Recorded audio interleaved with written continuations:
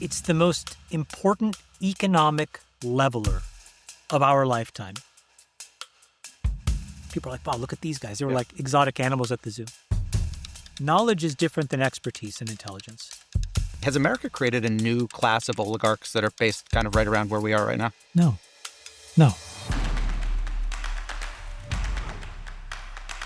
Chamath, thanks for joining the Axios Show. It's great to see you, Dan.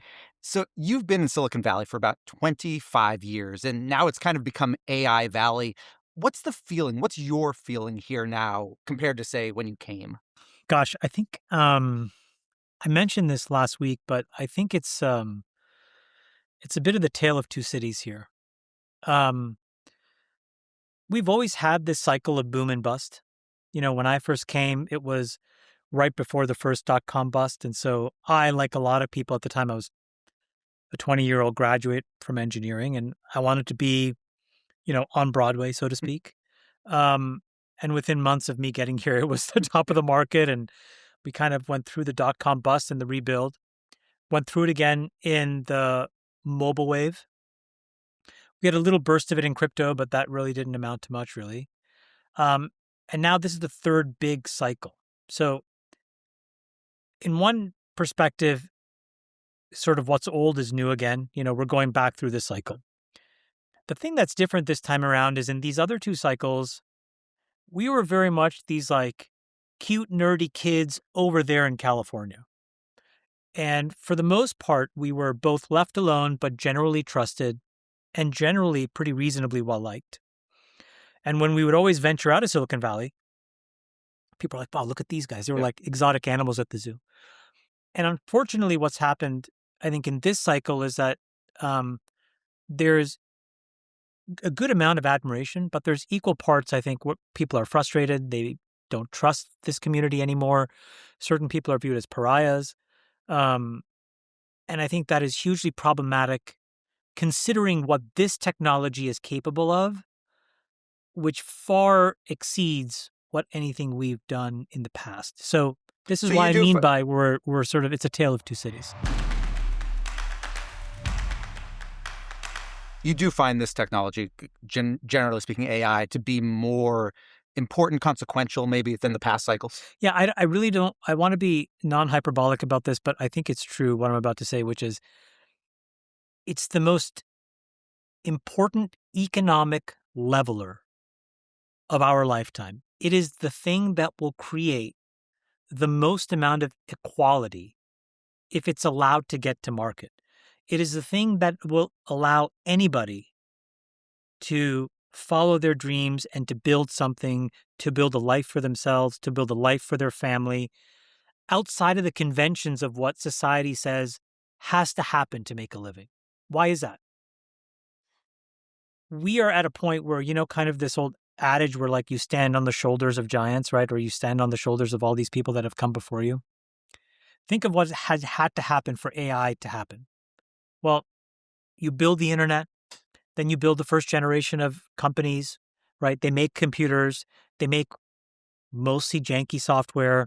It's kind of okay. We kind of figure out how to string them all together. Andreessen builds a browser. We now start to graphically navigate around the world. There's a Cambrian explosion of information. So far, all amazing things, but frankly, precursors to this moment. And you get to this AI thing, and it says, hey, Dan, guess what? I have a pretty cool thing. Because of all of this stuff, you can view all of it as just training data. And you're like, well, what does that mean? I can create this thing, this magical thing that will give you entirely all the expertise of all the great experts and thinkers in any domain that have come before you. And I'll put it in your pocket, and now you can use it to do whatever you want with it. But it's not just you. I give it to your daughter. I give it to your mom. I give it to your sister. That's what I mean by... Why is that different? I mean, you and I probably both have smartphones in our pockets. That if we were having this conversation 5 years ago, we would have said something similar, right? We have all the world's knowledge sitting in our pocket. Knowledge is different than expertise and intelligence. Knowledge is being able to go and search for the design of a PN junction. You have no idea what that means. I do not. You can Google it and you'll show it to somebody else. He also doesn't know what it means. Yeah, but you're able to get that information. P-N junction is the core structural unit on which we build a transistor. Okay. Now, though, what you can say is design me a transistor. And you have a spec that you can now mail to somebody, and they can actually tape that out for you, and you can get back in the mail an actual functional thing.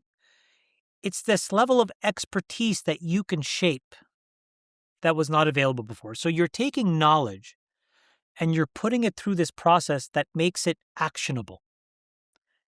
And I think that's the breakthrough that's so profound. This is why it's also so troubling. Like, how did we get in this place where half the people actually think this is a bad thing? So we'll talk about that. Let me first ask about something you said, which kind of not even democratization, but this leveling, I think is the way you referred to it.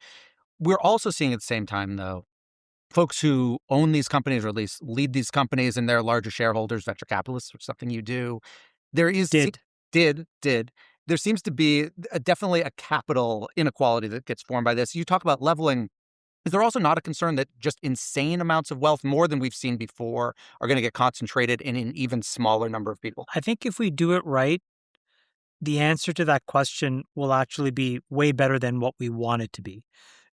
Does anybody want to live in a world where there are individually 5 humans that win and 8.7 billion minus 5 who are not winning as much? Nobody wants that, including those 5 people, because their lives become absolutely terrible as well.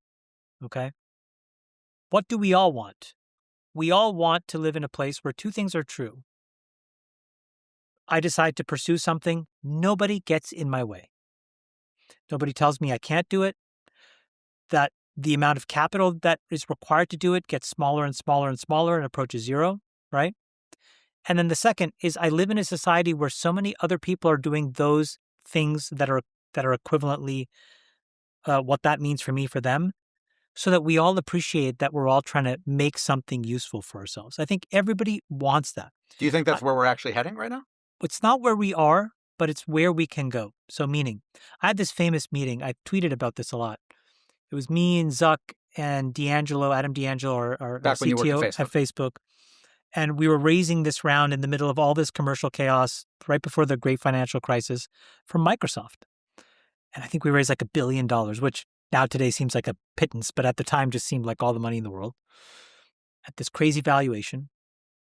And we had this meeting with Bill Gates, and it was something along the lines of, why do you think you're building a platform? And I go through this whole song and dance, and he says something to the effect of, that's not a platform. He said it a little bit more colorful, but I'll sanitize it for your viewers. It's YouTube. You can say what you want to say. Oh, yeah. It's like, are you fucking stupid? That's not a platform. A platform is when the economic value that the participants generate greatly exceeds that of the platform maker. That is not what this is, telling us basically that at the time, our efforts at Facebook platform were mischaracterized. Forget about Facebook platform for a second, because it wasn't successful. But if you take that sentence and you, for example, look at the Google ecosystem, as much money as Google makes, it is undeniably true that the ecosystem that works around and on top of Google, all the advertisers, all the companies selling things, that economic value far exceeds what Google makes. And that's what you think will happen here, whether that be OpenAI or Anthropic.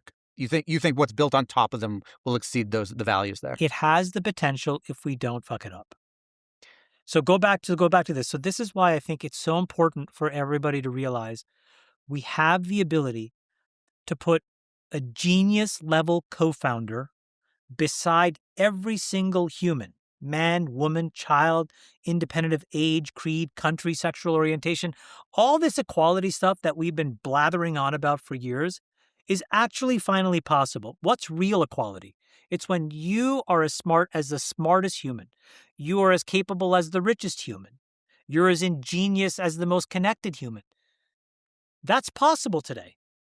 And so we should figure out a way to get out of our own way and give that to people. When you say get out of our own way, what is one thing you would do that you think is currently in the way? Well, I think, look, and I've suffered from this, so this is the kettle calling the pot black in some degrees. Part of the reason that Silicon Valley works is that a lot of the people that start here have had some pretty hard Scrabble backgrounds, complicated psychological relationships with their parents, typical stuff. I don't think it's atypical. I thought I was special to have grown up so fucked up. Turned out no. Everybody here is fucked up. Those boundary conditions generally create deep wells of insecurity. For many people, work fills that well. And then they're able to pour themselves into it to such a degree of obsession, they create these incredible things. That's what's driven this place. If you look at the great outliers here, they all come back to this general common denominator. I've struggled with that insecurity and filling it. But then it spilled over beyond that to there's personal grudges, there's enmity, there's these complications. And specifically in AI, what you find is a very complicated origin story where there are factions, there are hurt feelings, there are people that have been lied to, there are people that have lied, there's misrepresentations, there's hirings, there's firings, there's complicated cap table. It was not as clean as Larry and Sergey met on campus, they liked arguing, they start Google, they get some venture capital, and off to the races they go. In fact, in many ways, it's the exact opposite of that. So what you're seeing, I think, is in some measure, some amount of that personal insecurity and anger and frustration and personal situations in the origin story of AI that have spilled out. How does it manifest? I mean, is this the doomer? People can't control their own proclivities to want to either advance themselves and or to hurt others by advancing themselves. So why do you think with AI, the heads of these AI companies are saying, please regulate us because otherwise we might destroy humanity as we know it? They're not even saying, please regulate us. I think they're saying we may destroy humanity. They're for sure saying that. And then what's odd to me is that once and I think that part of it, if I had to try to unpack psychologically why, part of it was in a moment where there was such a voracious need for, two companies specifically to get so much money. It was almost like trying to knife the other one while they were getting the money. Because if you look at the cycle, Dan, I think the cycle marries incredibly well. Hopefully, maybe your team can do an infographic. You would see people talking about the insanely apocalyptic characteristics of AI leading up to a model release, which usually was leading up to a fundraising. That was... But they're still saying it today, and they both raised tons of money. So that was Act 1. Then in Act 2, they would then basically talk about this doomerism part, almost to try to just get all the agitators up in such a tizzy to almost sabotage the other people's process as they were embarking on it. Then they would flip the narrative. They would go back to, here's this mythical release that's about to come out that's going to solve everybody's problems but could also end the world. Investors would clamor to get in, and then they would start the doomer narrative. So they were going back and forth, back and forth. And to your point, I was looking at this thinking, beyond the game theory and just like the personal enmity driving this is a really bad strategy. Because going back to where we started, you're taking this tool that is really valuable to so many people, and you're going to cast it in all of your own personal issues. And I find that deeply selfish. Hey, everybody. Thanks so much for watching the Axios Show. We're going to take a quick break for a word from our sponsor.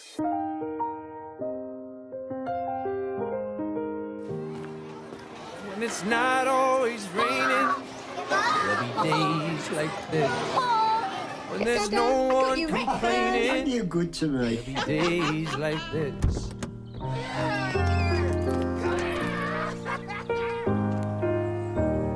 Good, my mama told me This way is way faster. there'll be days like this.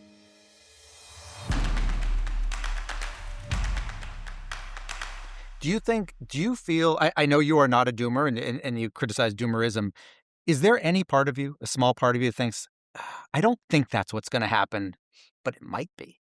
There is no scenario. And I think that I am pretty risk adjusted. I think probabilistically. I think through things pretty reasonably. There is no version of this where we're all just standing around doing nothing. There is no version of that. There is a version of it where we all are doing a lot more. We're all thinking about doing our jobs in a totally different way. And I think that that's very powerful. And then there'll be transitions. We've dealt with these transitions in the past. Let me ask it, I guess, in a different way. And this is the way I think about it. You've got kids. I've got a kid. I think about my daughter, who happens to be 15 and I'm 50. And I think, what if she became really good at whatever it was she wanted to do, what job do I think she could have, or what career do I think she could go into that I am certain when she's 50 she could be employed doing? Again, assuming she's good at it. And I can't come up with anything for sure. And nor should you. And why are you like defining her value as a human being in such a That's basic, not her value as a human way? being, but employment does matter. Sure, but you're not saying that but again, are you saying that you think she's just going to be unemployed and a ward of the state? No, what I'm saying is I think of every career, blue collar, white collar, et cetera. And given where we are with advancements, not just in terms of AI, but AI and how that's applying to robotics, et cetera, I can't think of a thing necessarily that her or her friends, it's not just about her or your kids, will necessarily be able to do that is gainful employment in 35 years. Why not?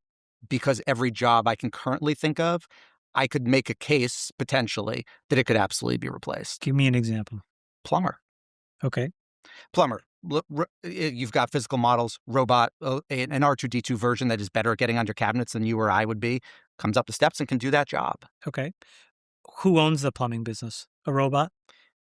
Robotics company.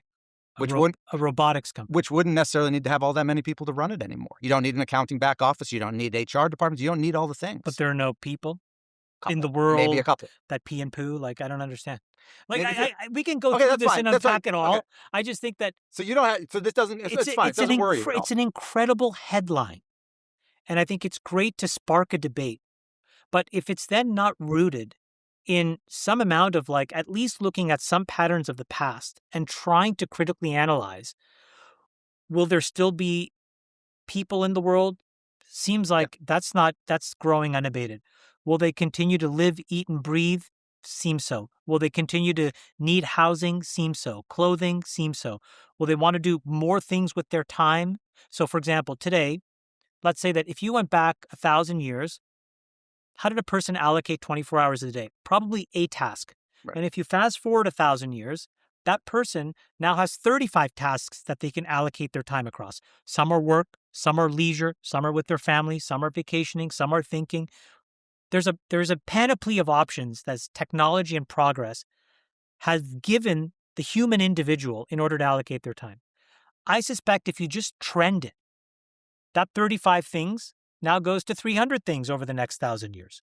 There's going to be more ways in which we allocate time. Maybe what we find is all of this stuff that about, a poorly developed prefrontal cortex and all this stuff that we today label ADHD and context switching actually becomes an unlock in the future. Because what you're able to do is context switch rapidly across many of the things where you can allocate your time.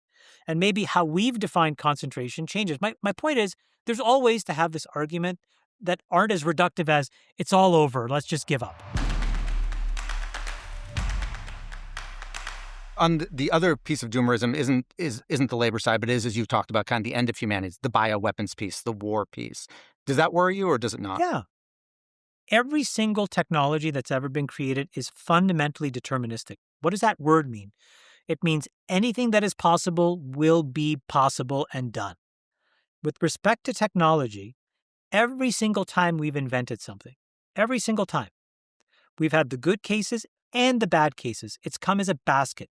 We've never been able to cork innovation in a way.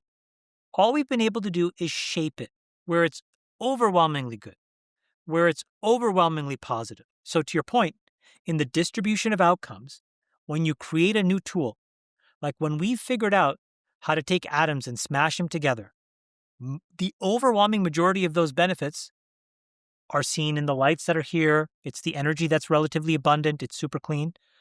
But we also know Hiroshima and Nagasaki, and we know that there are tail risks.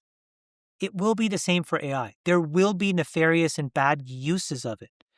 I think the question that you're asking me is, could they dominate? And I think that we have to find the right checks and balances. And again, this is why I think if we had that debate, that's a lot more grounded and rational. It's about technology and terms like KYC So, that are like really boring, I guess. You've been obviously a supporter of President Trump in his most recent campaign. He's been pretty light touch when it comes to AI. Do you think something like that, KYC, is something he would go for? It's a great question. I don't know because I haven't asked him. But I think it's a very reasonable thing because, we have KYC, conceptual KYC as implemented in pharma.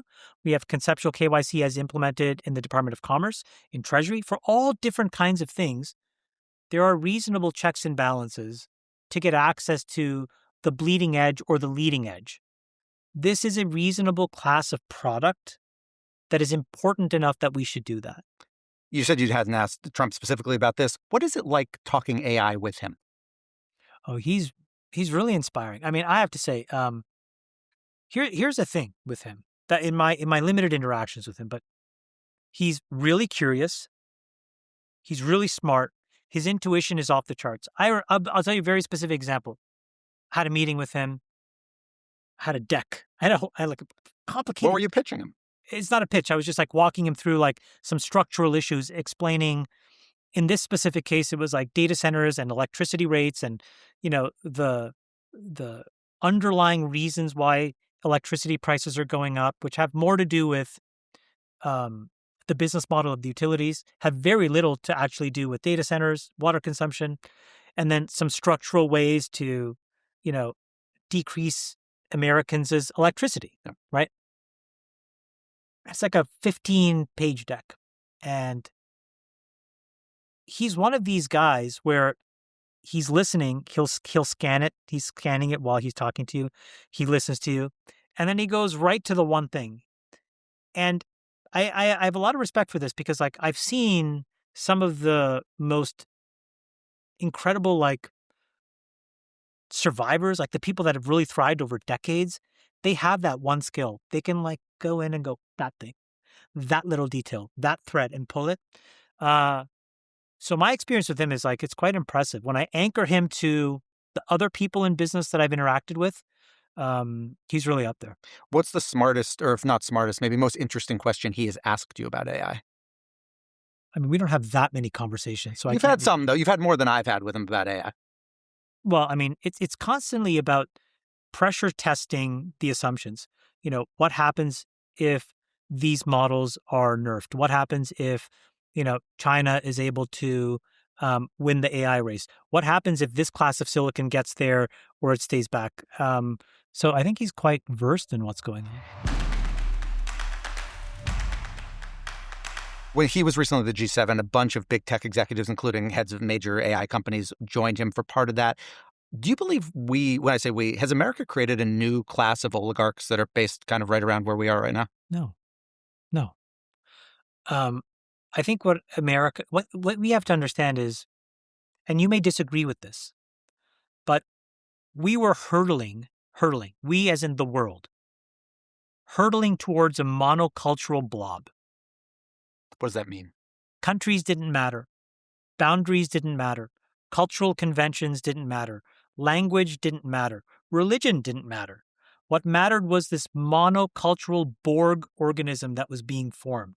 These multilateral institutions, these handful of organizations, these three-letter agencies that were in the dark, nameless, faceless, non-appointed, overeducated, underexperienced bureaucrat people who were shaping a lot of the experiences that we all had. And I can name these for you. The WTO, the WEF. I mean, all of these places, just as a handful of examples. They were stripping apart what made us all different.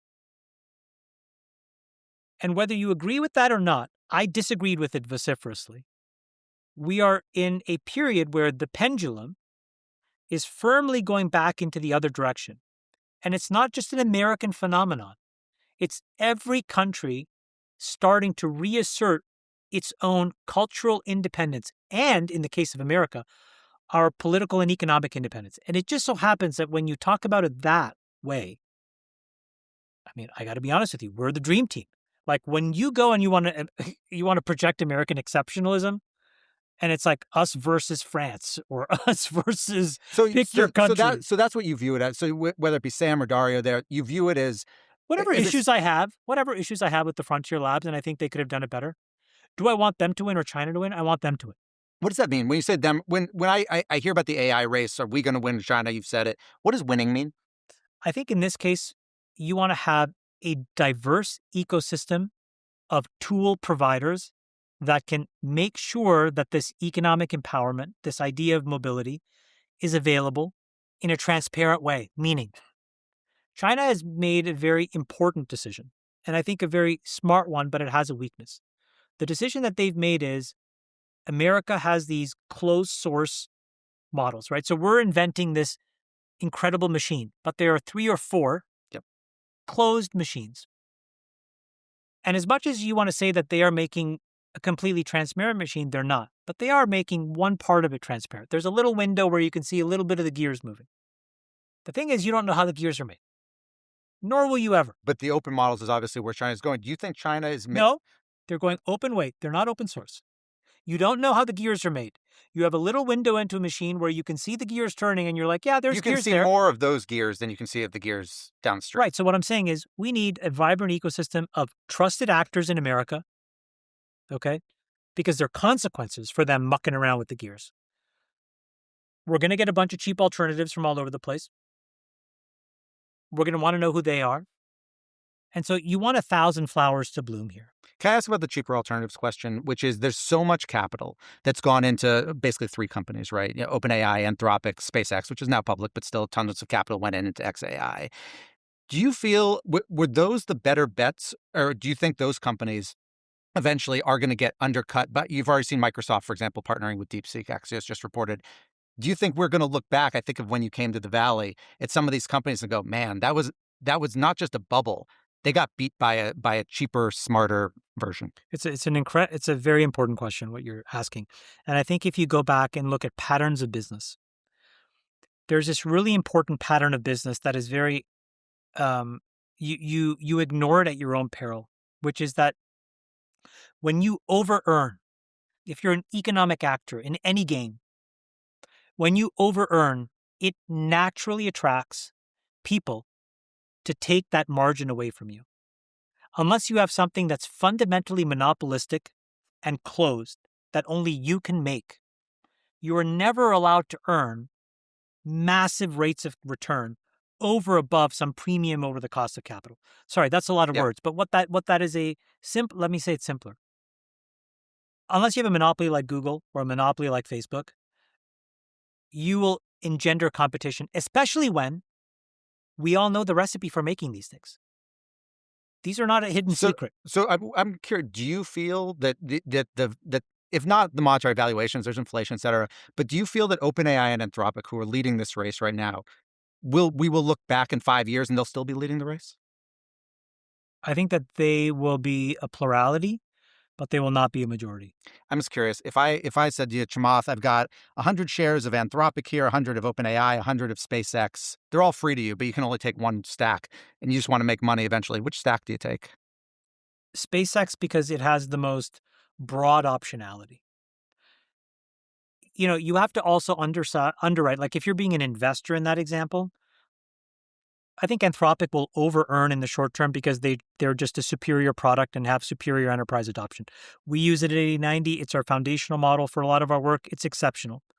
As a consumer, I use ChatGPT. I think it has an effective monopoly there. It's a brand that every man, woman, and child understands. They'll mature into a ChatGPT user over time. That has value. But those are single lines of business. One's enterprise, one's consumer. You can debate it, but it ebbs and flows with the GDP of the world. What SpaceX offers you is exposure to that, but this extremely different set of revenue streams that have nothing to do necessarily with those two things, enterprise adoption levels or consumer adoption levels. Because independent of those two things, the communications infrastructure of the world is pretty profoundly broken. We're going to go through a refresh cycle. It's going to get the plurality of that. And when you look at all of these businesses that exist on Earth, and this may sound like sci-fi, but you start to project what it looks like to have an equivalent form of these businesses in other places that are not Earth. I think it's huge embedded optionality. And Are you invested in any of those 3 companies right now? Technically, yes, in all three. Technically in all three. OpenAI and Anthropic through SPVs and things like that? Yeah. And all three. We talked, I'm curious, with AI, and maybe it's because some of the doomerism that Sam and Dario have talked about a little bit, Dario more than Sam. There's this AI pushback right now. Do you think that is being driven by the CEOs, or what? And how big a political force do you think AI pushback, including the data center piece? I think what's happened is there are a lot of people, back to one of your earlier questions, who don't like the power and wealth accumulation that's happening amongst a certain small class of people in Silicon Valley. And then what I think the Frontier Labs did with their rhetoric was put on a silver platter the opportunity to weaponize hatred and mistrust against them. And so I think what you have are potential foreign actors. There's also, people here that, certain political groups that don't want power to concentrate this way. I understand where they're coming from. I don't agree with it, but I understand. And I think they've organized to foment a lot of the mistrust and a lot of the issues with AI. Do you think it's going to become a real political force? Anti-AI, and not as a party, but as a unfortunately, platform. Yes. I think it cuts across Democrats and Republicans. And again, this is what I mean. We meaning Silicon Valley, and specifically the Frontier Labs, have created this problem. You've said, I think you said on All In and elsewhere, that you think a result of that could be that the hyperscalers, the Amazons, the Facebooks of the world, huge risk. Could get even more power because of the pushback against the labs. This is where I really trust President Trump. I think he's influenceable in that way to just give it to a few people. I think he does believe in the open ecosystem. I think David Sachs believes in an open ecosystem. Does he have power to, quote, give it to just a few people? No, he doesn't. But okay. I'm just saying, it's important because, if you create a regulatory framework, maybe it starts within the White House, or maybe it starts in the Senate, or maybe it starts in the House. It's going to be a bunch of people that come together, and the companies will be an active part of it. But if I was in one of the hyperscalers right now, I would say, hey, hold on a second. Here's this magic whiz-bang contraption. These guys are acting like total goofballs. We have a great opportunity here. And if I was advising Zuck or Andy Jassy or Sundar, I would say, guys, go to Washington and figure out how to propose a framework, point to their immaturity, point to their lack of reliability, point to their inconsistency, point to the overpromise and under-delivering, point to the boy who's crying wolf, and then offer up a sober, responsible approach that uses know your customer, that uses all the belts and suspenders you have built in to all of your other products over these last decades in business. I don't want that to happen, Dan, but man, that is a compelling argument. It's funny. You and I spoke last on stage just before ChatGPT came out, 2 months before, several years ago. And one of the comments you made was you thought at the time, you were talking about AGI, again, when most people weren't thinking about it, or talking about AI and AGI. And you talked about how you thought Facebook was so well positioned where you used to work because it had all this emotional content on all of us. What have they gotten so wrong? How have they fallen so far behind on this? I mean, they have completely fumbled it. I don't know the organization well enough, nor do I understand the political dynamics to understand why they've failed as miserably as they have. But they've profoundly failed. They should have been.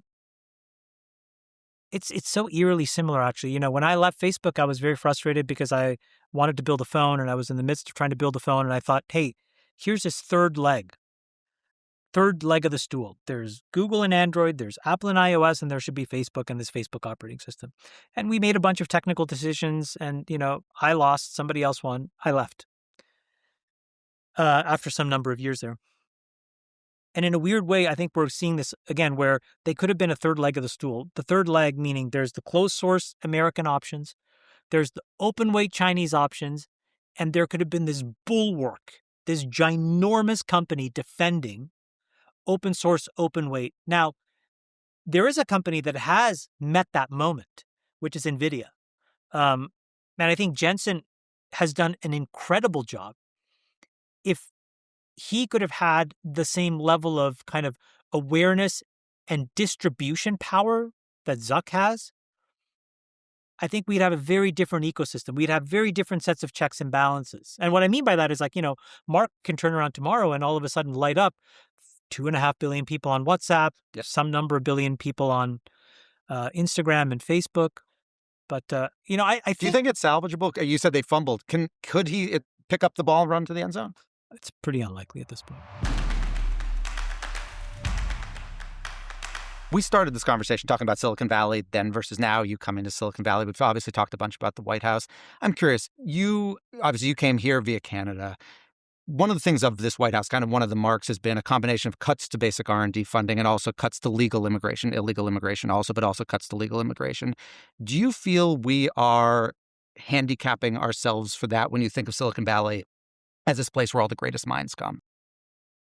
I think that there's been a lot of abuse in some of these foundational programs. And I think if you're going to set them on its right course, we have to be honest about the abuses. So, but go to where if you stipulate the abuses, but let's stipulate them. Are the remedies that are currently it's not as easy as saying stipulate. Let me explain to you what's happening. I came on an H-1B visa. Elon came on an H-1B visa. Okay, at the time, you got your H-1B visa right away and then there was many that were available. This is in the early 2000s. Yeah. Why? Nobody was applying for these things. And so who did you have? I mean, forget about me, I'm irrelevant, but you had guys like him that were coming into this country. You had these incredible scientists, Urs Holze that ends up at Google. These are giants, okay? What's happening now? For the last 15 or 20 years, what's been happening? You have farms of applications from a handful of companies. 20,000 slots open up, 800,000 applications flood in. So you can't stipulate abuse because what that means is the odds have become so overwhelming that the next Elon or Urs Holze was already being shut out of America. I sure as shit would never have gotten an H-1B in the way that the program works today. So I think it's fair to say two things. We can stipulate the following two things. Immigration is really good. We should be attracting the best of the best of the best, and they should want to be here.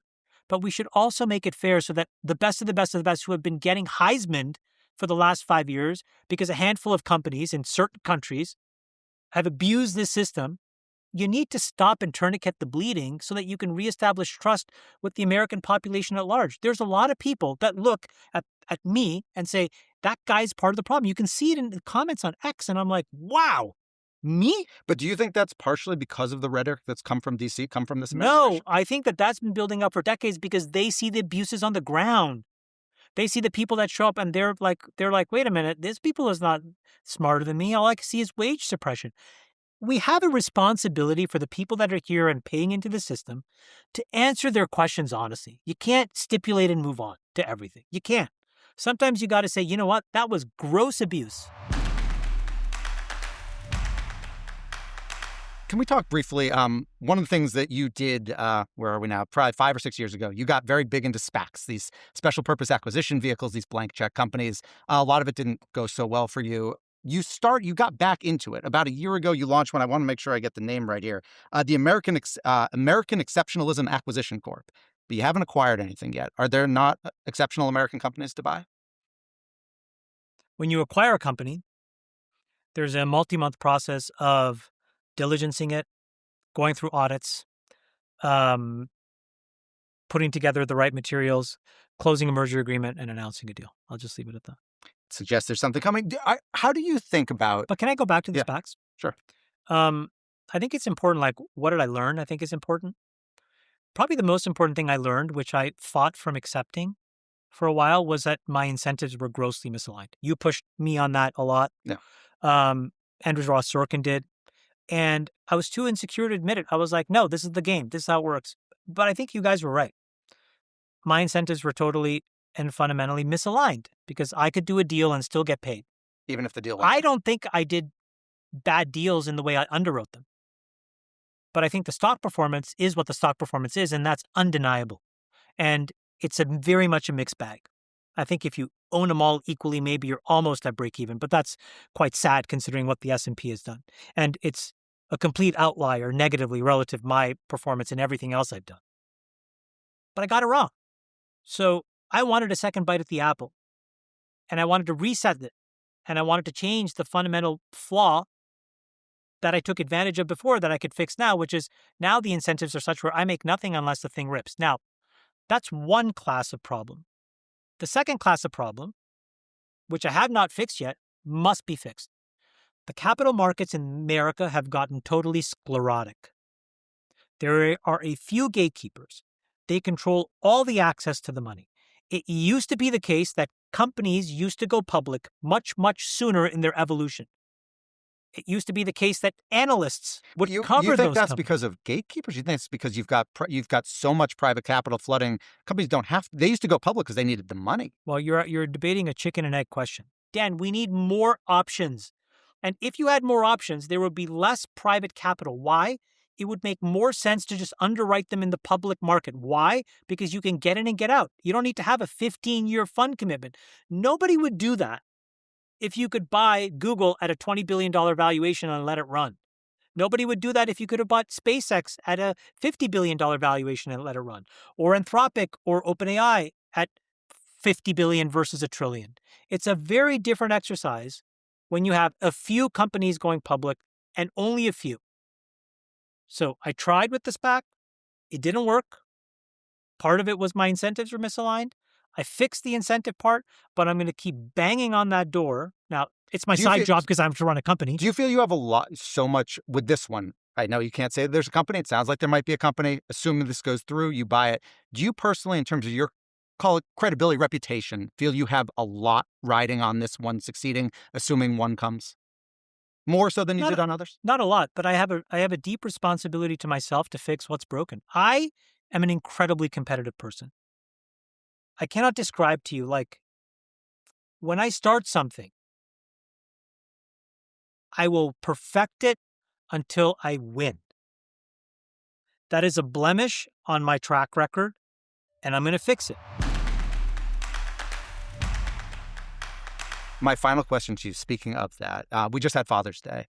Can you tell me, this is where I want to end with, I think, what is one non-financial thing? You talk about being competitive. What is one non-financial thing you hope your kids inherit from you? Nothing. I want my kids to only know me as their dad. And I want them to have a completely independent path in life, to just do their things without any scepter, not even a cent, that it matters what he thinks. Zero. Or that I want them to call me. Like, I'll tell you this. I'm going to tell you this without getting emotional, because I've told this story now 4 times. My son is an intern. He's 17 years old at the White House Office of Presidential Correspondence. What does he do? He reads the mail. He processes it. He helps. I think maybe he helps write some drafts. I'm not totally sure, but for sure he processes. And Tuesdays from 1 to 2 p.m., he mans the presidential comment line where people call in. And had all these meetings stacked up on Tuesday, but it was very important for me to call. And so I called, and I was the 7th person in line. 5th, I had to blow off one meeting, had to blow off another. And I just sat there and I finally got through. And he said, well, thank you for calling the presidential comment line. May I take a comment for President Trump? And I just started crying. And he's like, hello? And I'm like, oh, hey, Braden, it's your dad. I just want to say I'm really proud of President Trump. I love you, and I love the interns. And I think this, just like a blathering kind of I couldn't control myself. So I want nothing from them. I selfishly want these little experiences where I can just be rooting for them. That's the only thing that matters. That's because none of us, okay, we're all going to be dust. I want to be the guy that cheesily calls the comment line, starts crying. And then this weekend for Father's Day, asked me what I did. My son flew in from Washington. We all flew in. And where did we go? We all went to Las Vegas and we spent the weekend together. It was the best. Chamath, thanks so much for joining us. Thank you. Appreciate it.